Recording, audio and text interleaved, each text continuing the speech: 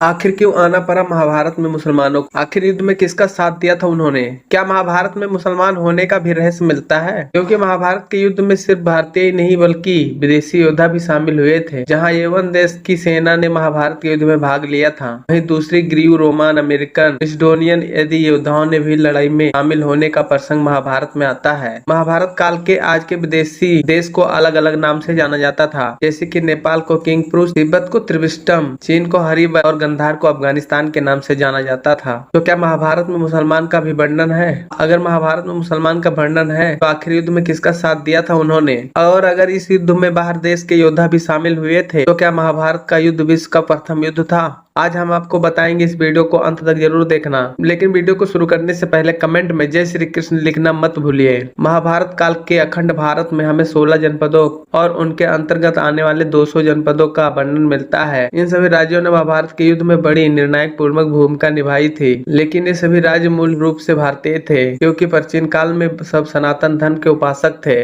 और इसी वजह से पृथ्वी के हर कोने के लोग एक दूसरे से जुड़े हुए थे। महाभारत काल में कोई भी मुसलमान, चीनी, अमेरिकन, यूरोपियन नहीं था। सब सनातन के सूत्र से बंधे हुए थे। महाभारत का युद्ध धर्म का युद्ध था और सबके लिए उतना ही महत्वपूर्ण था। धरती के हर भूभाग के राजाओं ने युद्ध में हिस्सा लिया था। आइए आप जानते हैं उन मुस्लिम राज्यों के बारे में जो तब मुसलमान नहीं थे और उन्होंने महाभारत युद्ध में अपनी अहम भूमिका निभाई थी। महाभारत काल के मलेक्ष और यवनों को आज मुसलमान देश माना जाता है। महाभारत काल के गांधार और कंबोज आदि भी आज मुस्लिम देश हैं। अगर देखा जाए तो आज के अब यूरोप के अधिकतर क्षेत्र तब सनातन संस्कृति को माना जाता था। बाद में इन क्षेत्रों में दूसरे धर्म का प्रभाव बढ़ने लगा और लोगों ने उन धर्म को अपना लिया। महाभारत काल का भारतवर्ष यानी आज का भारत दुनिया का आधुनिक देश था। विदेशी भी यहाँ आकर बसने और व्यापार आदि करने के प्रति उत्साहित रहते थे। भारतीय लोगों ने भी दुनिया में कई हिस्सों में पहुंचकर अपना वहां शासन किया और नया देश गढ़ा। Indonesia, Singapore, Malaysia, Cambodia, Vietnam, Thailand इसके उदाहरण हैं। भारत में ऐसे कई उपनिवेश थे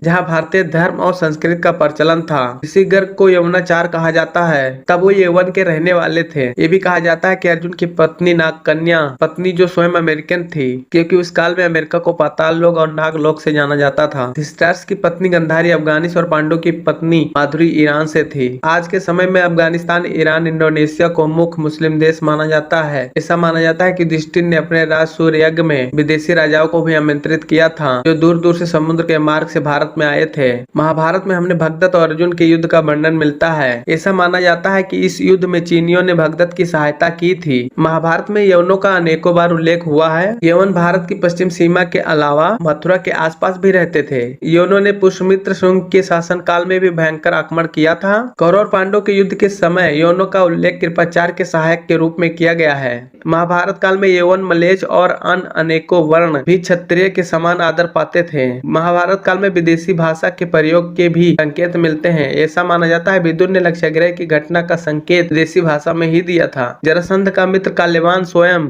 यवन देश का राजा था। काल्यवान ऋषि शिशरण और रंभा का पुत्र था। पंडित ऋषि गर्ग गोत्र ऋषि शरण तिरगत राज्य के कुल गुरु थे और कालगंज नाम के एक क्रूर राजा मलेच्छ देश पर राज किया करता था। राजा की कोई संतान नहीं थी, जिसके कारण वो परेशान रहते थे। उनका मंत्री उसे आनंदगिरी पर्वत के एक मुख्य ऋषि के पास ले गया। उस ऋषि ने बताया कि वो ऋषि शिशरण के पुत्र को मांग लें। ऋषि शिशरण ने उसे ऋषि के अनुग्रह पर कालजंग को अपना पुत्र दे दिया।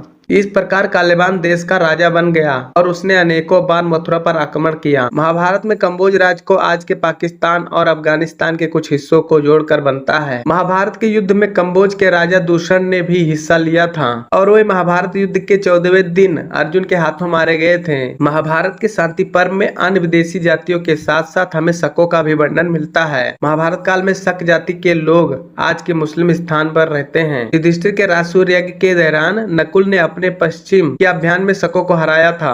महाभारत के अनुसार मिस्र के साथ भारत से गहरे संबंध थे। मान्यता है यादव के गजपत, भूपत और अधिपत नाम के 3 भाई मिस्र में रहते थे। गजपत ने अपने भाइयों से झगड़ा के चलते मिस्र को छोड़कर अफगानिस्तान के पास एक गजपत नगर बसाया था, जो अत्यंत शक्तिशाली नगर था। इस प्रकार महाभारत की कहानी में हमें अनेकों विदेशी साक्ष्य मिलते हैं तथा इनमें से कई आज के मुस्लिम देश हैं। तो क्या आप महाभारत की इस रोचक कथा को पहले से जानते थे? अगर जानते थे तो हमें कमेंट करके जरूर बताइए। अगर वीडियो अच्छी लगी तो वीडियो को लाइक, शेयर, चैनल को सब्सक्राइब करना ना भूलें और वीडियो देखने के लिए धन्यवाद।